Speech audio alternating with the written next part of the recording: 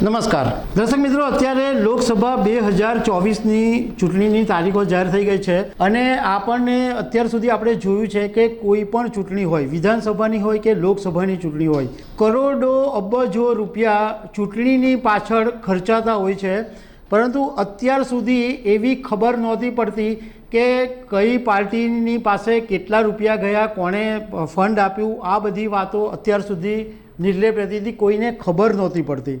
છેલ્લા 5 વર્ષની અંદર બધી પાર્ટીઓને લગભગ 10થી 12,000 કરોડ રૂપિયા મળેલા છે, પણ હવે આ બધી બાબતો બહાર આવી રહી છે। એનું કારણ એ છે કે ભારતીય જનતા પાર્ટી પોતે ઇલેક્ટ્રોલ બોન્ડ લગભગ 2017ની અંદર જ્યારે અરુણ જેટલી હતા ત્યારે ઇલેક્ટ્રોલ બોન્ડ લાવેલી હતી અને હમણાં સુપ્રીમ કોર્ટે તાજેતરમાં એવો ચુકાદો આપ્યો કે ભાઈ ઇલેક્ટ્રોલ બોન્ડ છે એ ગેરકાયદેસર છે, એટલે ભાજપે જે નિર્ણય ભાજપ લાવેલું એ નિર્ણય અત્યારે ભાજપને માટે મુશ્કેલી પેદા કરી રહ્યું છે અને અત્યારે આનો સીધો લાભ વિપક્ષ પાર્ટીઓ લઈ રહી છે, ખાસ કરીને કોંગ્રેસ ભારતીય જનતા પાર્ટી અને પ્રધાનમંત્રી નરેન્દ્ર મોદી ઉપર સીધું નિશાન સાધી રહી છે। અત્યાર સુધી આપણે જોયું કે ભારતીય જનતા પાર્ટી તરફથી કોઈ એવું સત્તાવાર નિવેદન સામે નહોતું આવ્યું જે વિપક્ષો આરોપો લગાવી રહ્યા હતા તેની સામે, પરંતુ હવે ભાજપના જે દિગ્ગજ નેતા કહેવાય છે અને જેમને ભાજપના ટોચના 2nd નંબરના નેતા ગણવામાં આવે છે એવા કેન્દ્રીય ગૃહમંત્રી અમિત શાહે એમની સ્ટાઇલની અંદર જડબાતોડ જવાબ આપ્યા છે અને 5 જે જુદા જુદા મુદ્દાઓ છે એના ઉપર અમિત શાહે ખુલીને વાત કરી છે અને દરેકને જવાબ આપ્યા છે। તો આ 5 જે મુદ્દા છે એના વિશે હું તમારી સાથે વાત કરીશ। મારું નામ રાજેશ શાહ છે અને તમે જોઈ રહ્યા છો ખબર છે.com। પહેલો મુદ્દો એ છે કે એમને એક સવાલ પૂછવામાં આવ્યો કે ચૂંટણી ફંડ રાજકીય વિવાદ બની રહ્યો છે, એ વિશે તમે શું કહેશો? તો અમિત શાહે એવો જવાબ આપ્યો કે ઇલેક્ટ્રલ બોન્ડ છે એ ભારતીય રાજનીતિમાં બ્લેક મનીનું જે વર્ચસ્વ હતું એને ખતમ કરવા માટે લાવવામાં આવ્યા હતા। સુપ્રીમ કોર્ટે જે ચુકાદો આપ્યો છે એ બધાએ માનવો જ પડે, એના વિશે હું કોઈ ટિપ્પણી કરવા માંગતો નથી, પરંતુ એની સાથે હું ચેલેન્જ ફેંકું છું કે કોઈ પણ મંચ પર કોઈની સાથે પણ ચર્ચા કરવા માટે હું તૈયાર છું। આ તો મેં જે વાત કરી તે, હવે અમિત શાહે શું કીધું છે એ તમે હવે વીડિયોમાં જુઓ। इलेक्ट्रोल बॉन्ड भारतीय राजनीति में से काले धन का वर्चस्व समाप्त करने के लिए लाया गया था। सुप्रीम कोर्ट जो फैसला देती है वो सबको मानना होता है, मैं इस पर कोई टिप्पणी करना नहीं चाहता। अभी भी सुप्रीम कोर्ट में सोमवार को सुनवाई होनी, मैं सुप्रीम कोर्ट के फैसले पर कोई टिप्पणी नहीं करता। मैं किसी भी मंच पर किसी भी व्यक्ति से चर्चा करने के लिए तैयार हूँ। इलेक्ट्रोल बॉन्ड ये भारतीय राजनीति में से काला धन समाप्त करने के लिए लाया गया। હવે બીજા મુદ્દાની વાત કરીએ કે એની અંદર અમિત શાહે એવું કીધું કે ભાઈ કોઈ મને એવું સમજાવો કે જ્યારે ઇલેક્ટ્રલ બોન્ડ આવતા પહેલાં પાર્ટીઓને દાન કેવી રીતના આવતું હતું। એમણે એમ કીધું કે આ જે ચૂંટણી બોન્ડ છે એમાં કોઈ કંપની હોય એ ચેક આરબીઆઈને આપે અને બોન્ડ ખરીદે, એમાં ખાલી એક ગોપનીયતાનો મુદ્દો હતો કે ગુપ્તતા જાળવવાની વાત હતી, પરંતુ આ પહેલાં જ્યારે રોકડાની અંદર ફંડ આવતું હતું એના નામ આજ સુધી કોઈ દિવસ જાહેર થયા છે ખરા? અમિત શાહે જાતે જ કીધું કે આજ સુધી જેટલી પાર્ટીઓને રોકડાની અંદર જે દાન મળ્યું છે એ ક્યારેય એના નામ જાહેર થયા નથી। એમણે કીધું કે અત્યારે એક એવું પરસેપ્શન ચલાવવામાં આવી રહ્યું છે કે ભાજપને આ ચૂંટણી બોન્ડને કારણે સૌથી વધારે ફાયદો થયો, કારણ કે ભારતીય જનતા પાર્ટી સત્તામાં છે અને રાહુલ ગાંધીએ તો ત્યાં સુધી કહી દીધું કે ભારતીય જનતા પાર્ટી સૌથી મોટી વસૂલી, હપ્તા વસૂલી કરી રહી છે એવું રાહુલ ગાંધીએ કીધું. અમિત શાહે હસતા હસતા એમ કીધું કે આવું રાહુલ ગાંધીને કોણ લખીને આપે છે એ ખબર નથી પડતી. હવે અમિત શાહે આ વિડીયોની અંદર શું કીધું છે એ તમે સાંભળો. कि इलेक्ट्रोल बॉन्ड आने के पहले किस तरह से चंदा आता था, तो कैश से आता था. बॉन्ड में किस तरह से आता है, तो अपनी कंपनी के चेक आरबीआई को देकर एक बॉन्ड परचेज करते हैं और देते हैं. इसमें गोपनीयता का सवाल आ गया. जो कैश में चंदा आता था इसका क्या हुआ, किसका नाम जाहिर हुआ है, मुझे बताइए. तो आज तक किसी का हुआ है क्या? किसी का नहीं. परंतु मैं राजनीतिक चीजों को ज्यादा डिटेल में जवाब देना चाहता हूँ. एक परसेप्शन चलाया जा रहा है कि इलेक्ट्रोल बॉन्ड से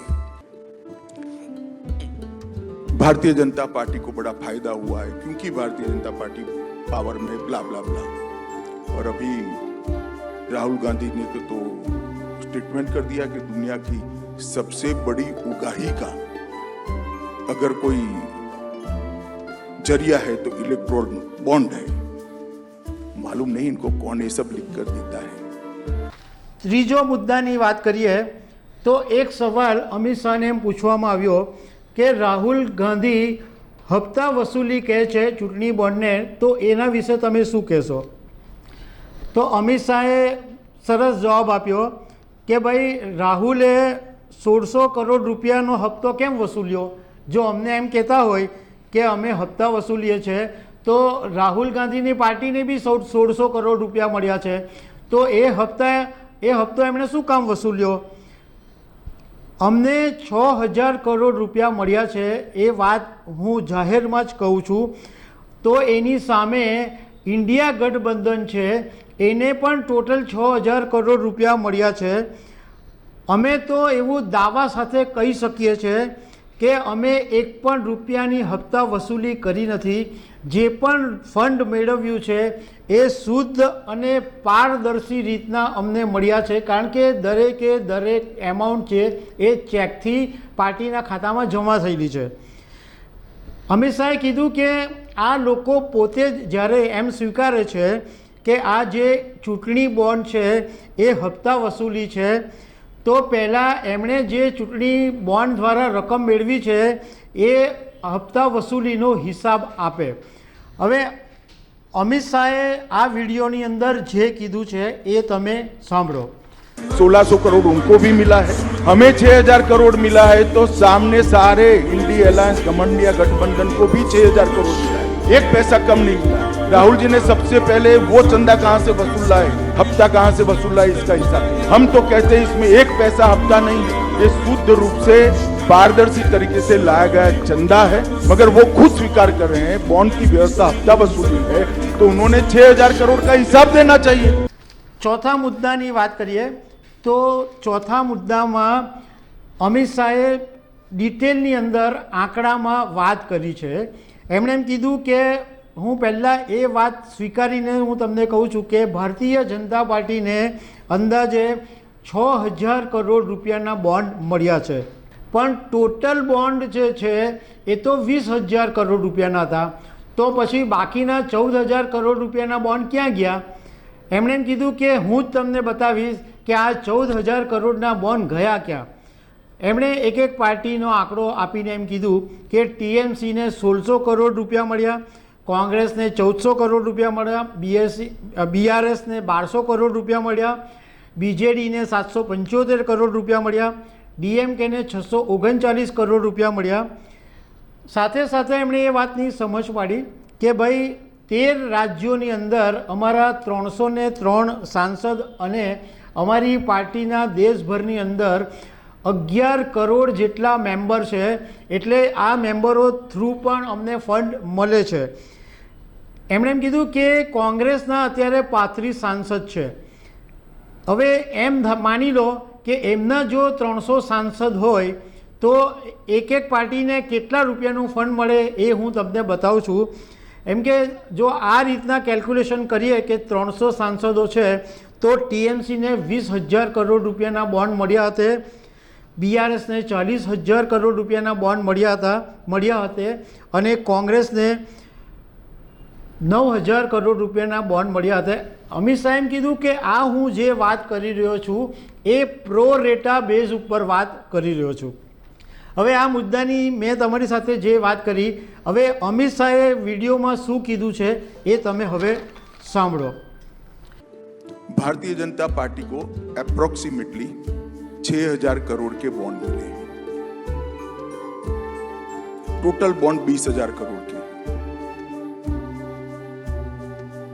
तो 14,000 करोड़ के बॉन्ड कहां गए? टीएमसी को 1,600 करोड़ के मिले, कांग्रेस को 1,400 करोड़ के मिले, बीआरएस को 1,200 करोड़ के मिले, बीजेडी को 775 करोड़ के मिले और डीएमके को 639 करोड़. अब अगर 13 राज्यों में और 303 सांसद, 11 करोड़ मेंबरशिप वाली पार्टी और देश के सभी यूनिट में पार्टी का योग मिला है, इन लोगों का इतना करें. मानो कांग्रेस में अभी 35 सांसद हैं, उनके 300 हो तो क्या हो? एक लगाते हैं तो टीएमसी को 20,000 करोड़ के बॉन्ड होते हैं, बीआरएस को 40,000 करोड़ के होते हैं और कांग्रेस पार्टी को 9,000 करोड़. मैं प्रो रेटा की बात कर रहा हूं. देश में हमारे 303 सांसद है, हमें 6,000 करोड़ के बॉन्ड मिले हैं और 242 सांसद जिन पार्टियों का है, इसको 14,000 करोड़ के बॉन्ड निकले. क्या शोर शराबा कर रहे हो भाई? मैं दावे से कहता हूं जब हिसाब खुलेगा ये लोग आपको फेस नहीं कर पाएंगे. બીજો જે એક પાંચમો મુદ્દો છે એમાં અમિત શાહે એમ કીધું કે ચૂંટણી બોન્ડને કારણે બ્લેક મની જે હતું, કાળું નાણું, એ સમાપ્ત થવાની કગાર પર હતું, સમાપ્ત થવાની તૈયારીમાં હતું. પણ હવે આ નિર્ણયને કારણે બનશે એવું કે ચૂંટણીની જે વ્યવસ્થા છે એની અંદર ફરીથી કાળા નાણાંનો એટલે કે બ્લેક મનીનો દબદબો વધશે. એટલા માટે રાહુલ ગાંધીના નેતૃત્વવાળી ઇન્ડિયા એલાયન્સ છે એ સતત ઇલેક્ટ્રોલ બોન્ડ એટલે કે ચૂંટણી બોન્ડનો વિરોધ કરી રહ્યું છે. આ લોકો એવું ઈચ્છતા હતા કે પહેલાંની જેમ એમને કટકી મળતી રહે, કારણ કે કટકી બંધ થઈ ગયેલી અને હવે જો કટકી ફરી મળે તો એમને ફાયદો થાય. એમણે એમ કીધું કે બોન્ડ આવવાને કારણે સિચ્યુએશન એવી ઊભી થઈ કે સીધી જ જે તે પાર્ટીના ખાતામાં ચેક દ્વારા પૈસા જમા થાય છે. અમિત શાહે એમ કીધું કે આ આખી પૂરી જમાત અત્યારે વિરોધમાં લાગેલી છે. એ લોકોનો આશય માત્ર એટલો જ છે કે પાર્ટીને ફંડ મળે કે નહીં મળે, ચૂંટણીમાં ખર્ચ થાય કે નહીં થાય, પરંતુ એમની જે પેઢી છે એમને મોજ મજા પડી જાય અને એમની પેઢીઓ તરી જાય એમનો એવો આશય હોય છે. પણ ઇન્ડિયા એલાયન્સ મોઢું નહીં બતાવી શકશે જ્યારે એવી ખબર પડશે કે આ ફંડ ક્યાંથી આવ્યું. હવે આજે પાંચમા મુદ્દાની જે વાત કરી એ પાંચમા મુદ્દાનો વિડીયો હવે તમે જુઓ. राहुल जी के नेतृत्व में पूरा इंडिया अलायंस बॉन्ड के खिलाफ था और वो चाहते थे कि पहले की तरह जो कट मनी आता था वो कट मनी फिर से एक बार राजनीति पर हावी. बॉन्ड आने से ये पूरा पैसा चेक के माध्यम से पार्टी के अकाउंट में जमा.